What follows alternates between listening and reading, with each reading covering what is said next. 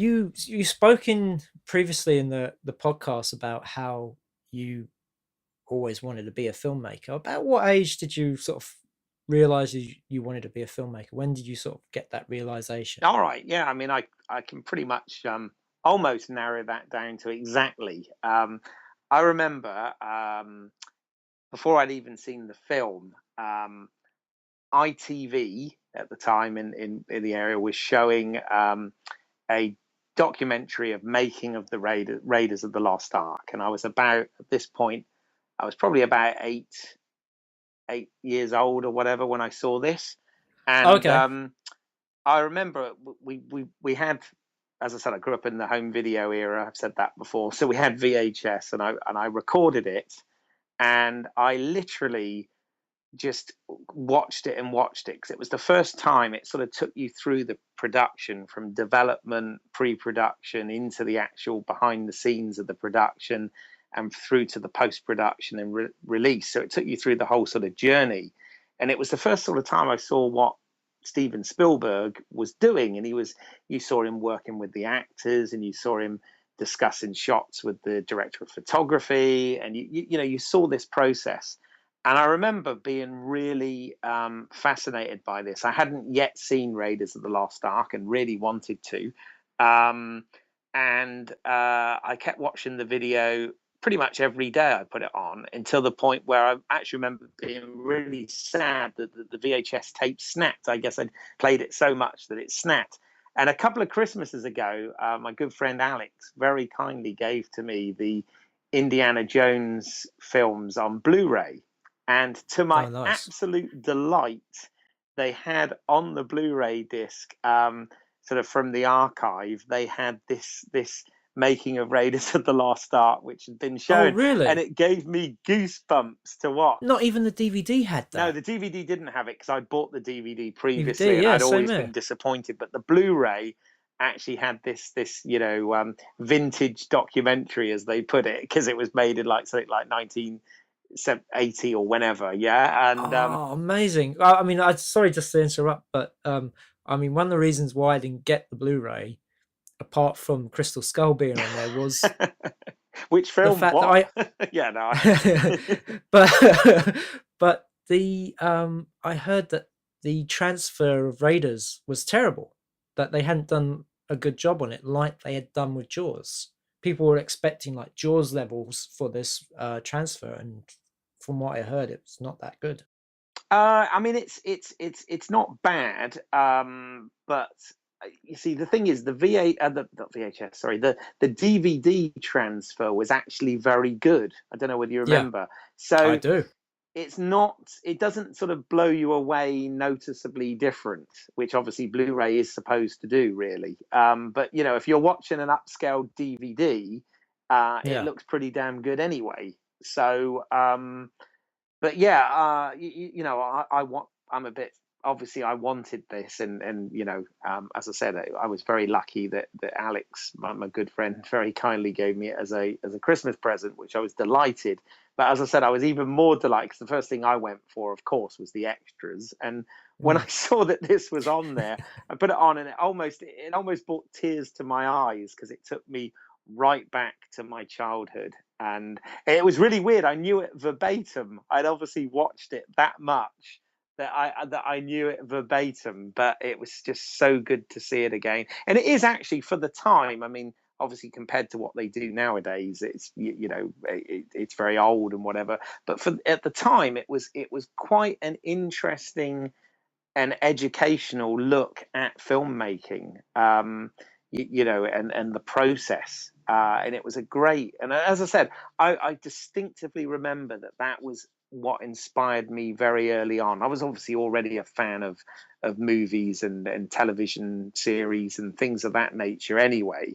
But this was the first thing that really got me into how they were made and what a director does, and got me really sort of interested in wanting to be a filmmaker when I grow up, which was obviously not as common back then as it is nowadays for people to say, Mate, I have to say again, kind of jealous over the fact that you knew what you wanted to do quite early on. Because for me, I came to it quite late. Okay. Well, mind you, it hasn't made any difference though. We're still in the same place, but yeah. The thing was, always been a big film lover, but film was always Hollywood. It was always a different country, thousands of miles away.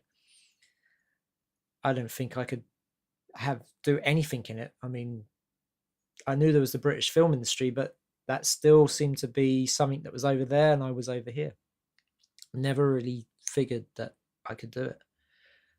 And I remember as a kid, I remember there was like a video camera that we had. I don't know, it must have belonged to somebody because it wasn't ours, but it turned up at a christening. And I remember running around the yard with this camera and just having so much fun and just filming things and people. And as you know, I was only thinking about that recently, that, I remember just having so much fun with this camera. I mean, it was one of those must have been a VHS one, because I had the recorder on a strap over my shoulder, connected by a cable to the camera itself. And I don't know if I'm sure I recorded it.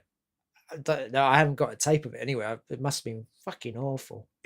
Not staying on anybody for much long, and just running around. Look, camera. And flash forward years ahead. I've gone to university. I'm doing computer studies because I went to college and I started doing electronic engineering, which I was terrible at. Couldn't even solder a simple circuit. I couldn't. It was crazy. And then did computer studies instead for 2 years. And at college it was great because we had, state-of-the-art computers at the time, and we were doing programming and doing spreadsheets and word processing and all this kind of stuff. And you could either become a programmer or you could become a systems analyzer, which really didn't have much to do with computers. It was more to go into businesses and say, we have a system for, let's say, people clocking in and out, and you look at what the system they've got in place, and then you come up with a computerized way of doing it that, streamlines it, all that kind of stuff. So the computer part was very small, but I loved the programming. That's where I went to uni, where it was like going back, to the beginning of computers, where they hardly had any, and if they did, they were the kind of computers we had when I was at school. So we're talking, BBC Micros kind of level. Yeah, no, I remember them well. Yeah. And it was all theory, and it was 3 hours lessons. Boring as hell. Boring as hell.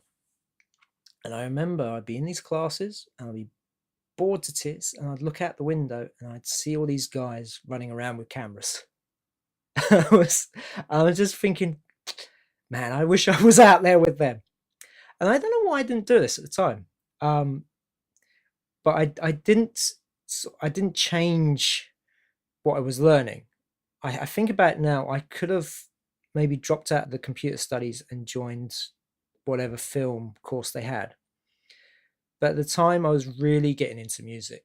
Me and some friends were going to put a band together, and we were going to, rock the world. That was our plan. And our band lasted for about 5 seconds. I mean, seriously, this must have been the shortest band ever lived. We did one rehearsal. It lasted 5 minutes. And after that, we split. What did you play? I was bass guitar. Oh, good for you. Yeah. Actually, I dropped down from playing the guitar to play bass guitar because we had 3 guitarists.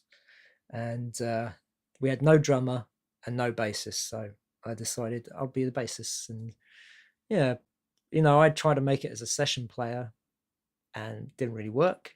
I remember I don't know how the hell I got met this guy. I think it might have been my guitar tutor at the time. But I was helping this guy out audition a drummer.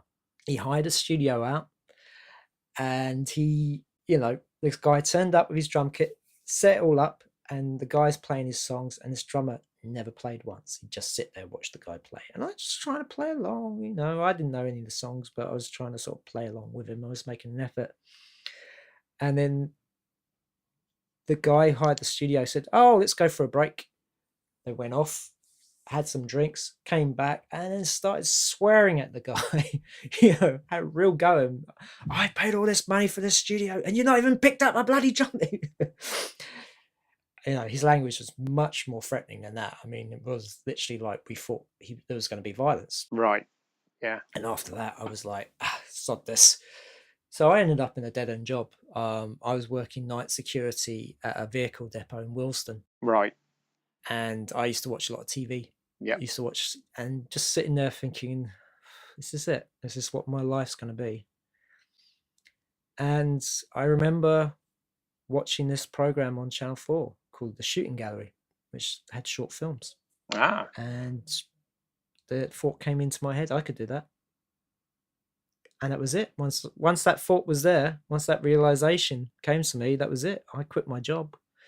I went off and did Panico, which we talked Oh, about yes. last time. Yeah, absolutely. And haven't looked back since.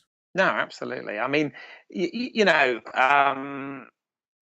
was, as I said, we're of a sort of similar era, similar generation, and I remember, when it was the very late '80s when I was leaving school, and at the time, the thing to get into was IT. Yes, that was the big thing. I mean, nowadays it's go to media school or whatever, but at the time it was IT, and that was the sort of path I followed initially as well.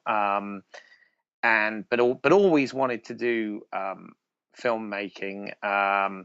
As I said, I'd been brought up as a kid. I remember the first film I went to see, or my mum took me to see when I was very young, was Star Wars. It must Me have been too. it must have been the re-release, because I remember it was when it was. I still remember, even as a kid, being worried about this.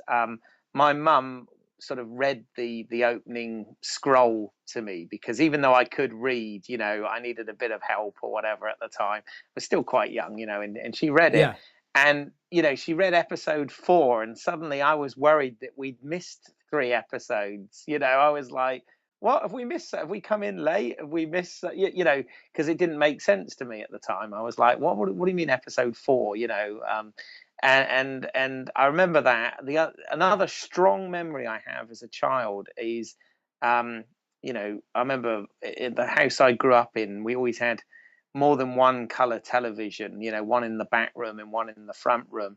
And I remember, I guess, we sort of we got things in those days, we got things a bit later than they had them in the US, nowadays. Oh, we But we we we did. I mean, Star Wars came out the summer of '77. The States came out here Christmas right, '77. which would make more sense, I guess, as to why I remember some of these things. But also, I remember some of my earliest memories were of the $6 Million Man. It was one of the latter seasons. But again, I loved all this stuff, and I was really sort of interested. I didn't know whether I wanted to be an actor or what, but I was totally inspired by this stuff. So when I was at college, right after school, doing computer studies, I actually signed up and did a photography course, Okay. City and Guilds in photography. And it was, again, we were just on the sort of cusp before going into any sort of digital stuff. It was still film based. And I remember learning how to develop my own black and white film, and sort of then became not just interested in the subject, but the medium as well, if that makes sense. So Yeah. it was kind of sort of marrying these things together, and I guess that's what I love about film, is it's kind of a mixture of or a marriage of all these sort of performing and visual arts, that's all sort of married together to tell a story. And there's, love storytelling, hence why always inspired by, television and stories and films and all of that sort of thing. So it has been, the kind of love of my life, really. And it's yeah, it's sometimes frustrating that I can't be more involved than I currently am. But but you know, we keep trying, Well, right? We do it because we yeah, love it.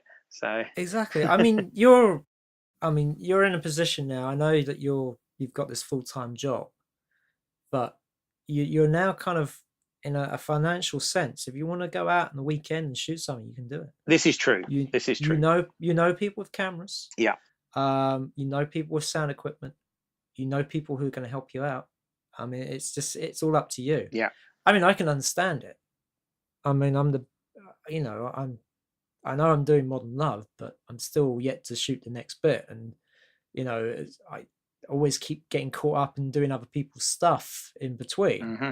So hence why this film's taking forever to make, because there's always something else going on. As soon as I finish that and I go, right, back to Modern Love, somebody else comes along, would you like to do this? And I'm like, yes, let's do this. I'm like, I'm terrible for that. Sometimes I should turn around and say, no, I'm not available. But the thing is, people have done me favors. I like to pay that back to them, return the favor. And that's how we get things done. If I become the guy who goes, oh, yes, do me a favor, and then they come along and say, can you do me a favor? No, it just doesn't work that way. Yeah. Yeah. No, I know what you Yeah. mean. I mean, I No, sometimes get caught absolutely. up It's in very much too so. much in other people's projects, and that does take a bit of time. But hopefully now I'm back to doing One Love, and nothing else comes up that isn't paid. If it's paid, yeah, I'm going to take it. But I thought the same thing when I started doing this part-time job that I have, because I work evenings, filling shelves. And when I first started that, I thought that was the end. I Yeah. really did. For the first 6 months there, I was really down. Didn't really talk to anybody, because I thought, that's it. That's the end. That's it. That's the end of my filmmaking career. I'm stuck here. But then what that gave me was money that I wasn't earning from the film industry to go out and make stuff. Yeah. Went out, I bought my own camera, I bought my own editing equipment, and now I'm sort of, I buy more gear, but I built upon that. So it lets me go out and make stuff, because before, when I first started, I had to rent everything or borrow or, beg, steal. Yeah. And And it's now costly, isn't it? it's I mean, very costly. this is the thing. I think nowadays I think what's happened is the challenges have shifted slightly, whereas it used to be incredibly expensive and difficult to actually get a film made. You know, particularly when you were shooting on film, for example.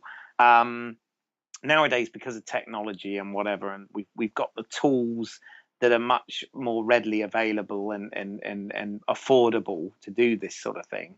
Um, I think the tough bit now is actually getting getting your material seen by the right people, because there are literally hundreds of thousands of filmmakers out there now sticking films online left, right, and center. And it's wonderful. The internet, again, it's a wonderful platform for us to exhibit our uh, our work. But it's almost like you've got to be sort of a master social networker as well. This is what the new producers kind of are nowadays. The ones that are real gold out there is they are very much sort of, well, there is a title now, social media producer, isn't there, Mm. or digital media producer, something like that.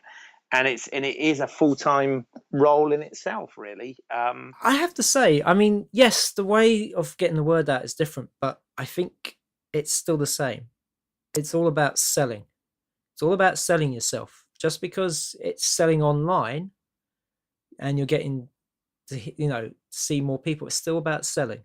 Yeah. It's again, I listen to a lot of podcasts, and I especially like the Movie Crypt one. Hmm. And they had the two producers on there from Project Greenlight. Oh, right. Yes. Yeah. And the one producer who was responsible for Good Will Hunting, Hmm. he said they have this bit at the end where they say, if you were giving a speech in front of a whole lot of filmmaking students, what would you say to them? What advice? And he said, this industry, it's all about selling. It's about selling yourself, selling your project, selling your work. You can't do that, get out. You can't sell yourself, why would anybody be interested? And I've seen that happen. I've seen You look at some filmmakers, ones I know, and you see that they're doing really well, that they're getting the meetings, they're getting the stuff, and you're going, how on earth, why this guy? He's not made anything, or he's made very little, but it's done really well. You think, how is this guy? Because he is very good at selling himself. Well, they are very good at selling themselves. They sell themselves. They sell this, they sell themselves as a director, as a filmmaker, and it's about selling. Yeah, you've got to be a product. You've got to be your own business. Absolutely. Yes. Yeah. Now, I think we've gone down the route where we thought our work was going to do all the talking. You make it, and people would watch it, and that would be it. That will, everybody think, wow, this is great. Must talk about it. It's not that easy. Yes, it's a bigger playing field out there now. Back in '98, when I started, working on films, the competition was less because you had to shoot on 35 or 16 mil, and that was expensive. Mm-hmm. And outside of film school, it was very expensive. I mean, most of the shorts I worked on as crew was all sort of student shoots, or they had some form of funding behind them. And then, but when mini DV came along, the amount of people out there making films got bigger, and it's just gonna keep happening. It's gonna keep happening. But yet, we still, when we go to the cinema, we still see the same films being made by the same filmmakers. Okay, not the same films, but the same filmmakers out there making films from the 70s and the 80s and the 90s. So there's something about those guys' work that people will go and see. No, definitely. I mean, I often refer to the film industry, and this is going to sound awfully cynical, and I obviously want these podcasts, from my perspective, to be fairly upbeat and whatever. So I won't linger on the negative, but it is, and it's always been the case. I think when you look back at the history of film, which obviously is not long, we're only talking just over 100 years or whatever, but it's the lucky few hundred, and it is literally hundreds, not thousands, even though it takes thousands of people to make films, and there's thousands of people, hundreds of thousands of people working in the industry. In terms of the actors, the writers, the directors, the producers, the creatives, if you like, the above the line, it does seem to be, whether it's television or film, or indeed, theatre and other mediums as well, it tends to be the same people that seem to be in it. And obviously, you get breakthroughs and you get new people coming along, but I've come to the thing that you just got to keep creating your own work, and you've just got to keep doing it because you love it, basically. So indeed. And the thing is, all it takes is that one person to believe in you and see your work, because that's what it is. It's about building, and it is about building on the people who believe in you. Yeah, no, absolutely. This is one of the great things that happened for me when it came to crowdfunding. I've done it twice. First time, I raised a little bit of money, not much. It was enough to get one of the stories filmed, not much. So next time I went to do crowdfunding, I decided to lower the amount. The first time was after the full amount. The second time, I was enough to make 2 stories. We made nearly double of what I was after. And that was from people, friends, family, people who knew my work, saying, we believe in you. Here you go. Here's a little bit of money. Go off, do it. Yeah. And that's all it needs. And then you've got to keep going. You've got to keep building on that. Got to keep building on it, because it seems to be now that it takes time to be an overnight success. Yeah. Oh no, absolutely. We think of people, we look at directors who are sort of breaking now, and we think, oh wow, lucky bastards, what did they do? Or some cynical people go, I wonder who he slept with. There is that bitchiness in the industry, but yeah, you find that there's been a long road for that person to get there. Oh yeah, no, absolutely. And that's why I was kind of jealous that you knew what you wanted to do earlier on, because I could have started this path a lot earlier. Yeah, I mean, but then it's just, that's the end of the day. This is the path we're on. and we can't change it, but we keep going. It's funny actually. Something else I remember from my childhood. You were saying about it's funny how things trigger other memories. Something else I distinctly remember from when I was really young, right? My dad let me stay up and watch a movie of the week on television. All All right. right. And I remember being really gripped by this film. Okay. And it was actually the film Duel. Okay. Ah, And it was yes. funny because I obviously, without even realizing it, was a Steven Spielberg fan before I even knew who Steven Spielberg was. It was kind of. I Indeed. remember. I Oh, yeah. remember that film having a massive, massive influence on me. As a I didn't know what it was about it, but I was absolutely hooked to it. And it's funny now you think about these sort of little moments in your life, from a young age that sort of inspire you, into adulthood. And it was definitely all sorts of things like that. And as I mentioned last week, loads of American, well, not just American, there was some British as well, but largely influenced by sort of television series coming out of Hollywood at the time that were genre, action, adventure, sci-fi, mystery type stories. Really, really influential growing up. Well, I mean, I'm hugely influenced by American stuff. I mean, British stuff not so much, and not until, I mean, certain things, but not as much as Americans. I mean, I can tell you the first couple of films I went to see when I was a kid. Well, I was taken to, because I was very young. But Star Wars was the very first film I saw, Hmm. and then it was Star Trek: The Motion Picture, Oh wow, yes, okay, yeah. which I'd been told that I started crying halfway through, and my parents had to take me out. That's just a film. It's just a No, film, no, yeah. I'm a Even back massive then, I fan, found so it yeah, boring. yeah, no. It's still boring. The first one I saw at the cinema was actually um, Star Trek 3: The Search for Spock, and I Oh, okay. remember I was blown away when the Enterprise got blown away, because I just Yeah. couldn't believe they destroyed the Enterprise, because obviously, from that time they'd been obviously, of course, rerunning Oh, um, the original the series, yeah. original series, and I can't Yeah. even believe I didn't see Wrath of Khan until I saw it on video, or even maybe television, which Because is. Rafa Khan was a 15. Yes, it was, Still wasn't is it? this is Because still 15. My cousin snuck me in to see that one. right. Um See, I used to but before I say this story, I just want to say what the third film was in my list, and that was Battle Beyond the Stars. Oh wow, the Roger Corman classic. Yes, I remember that.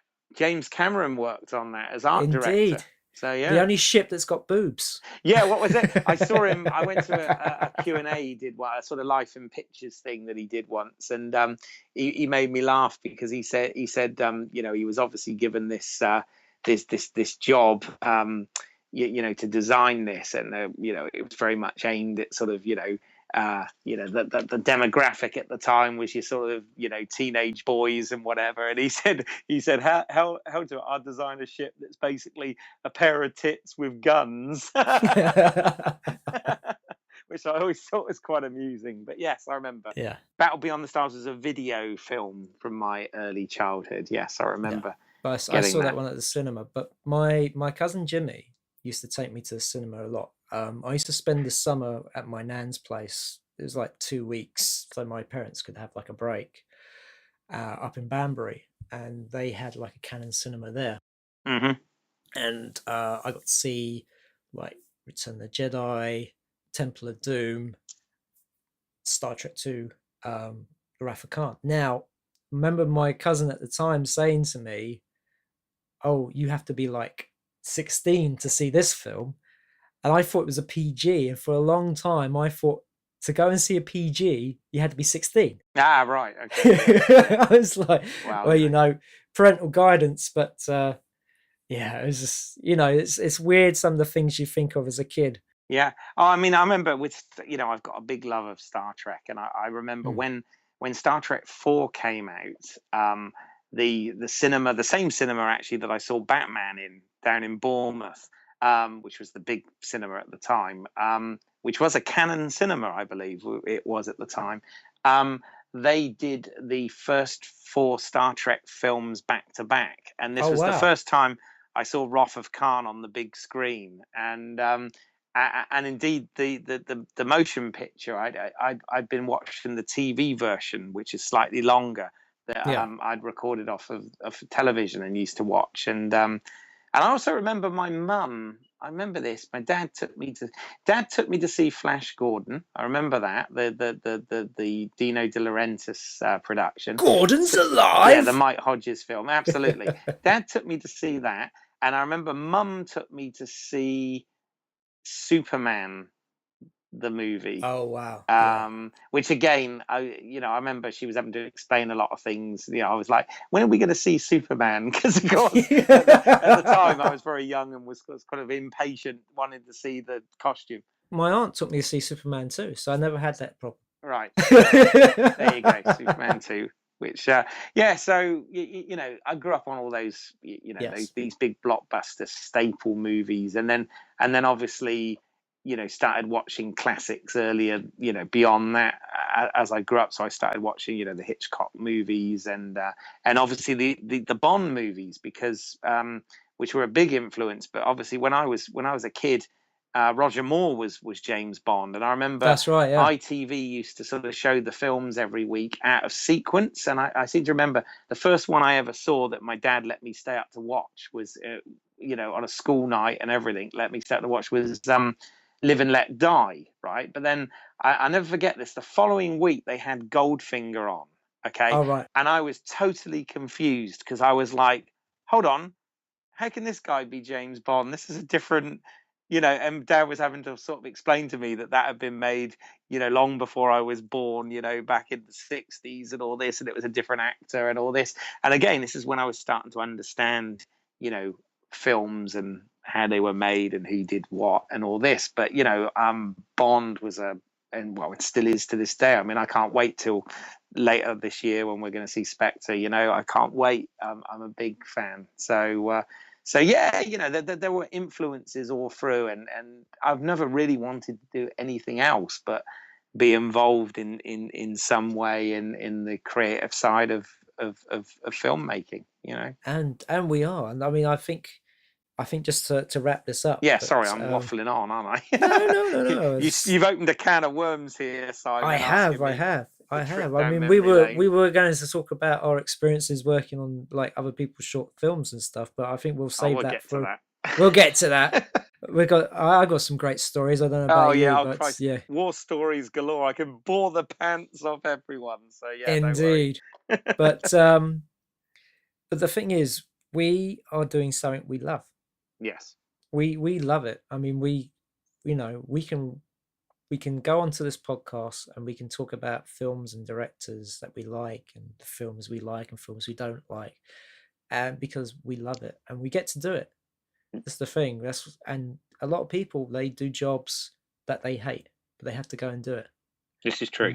And we get to do something we love, and sometimes it's a little hard to remember that. But the thing is, what we love is something that's quite hard to do, isn't it? Let's be honest. Like If most, if it was easy, then like most art, yeah. art forms. At the end of the day, if it was easy, then there would be no fun in it. Everybody would be doing it if it was easy, wouldn't they? Let's be honest. Yes. Yeah.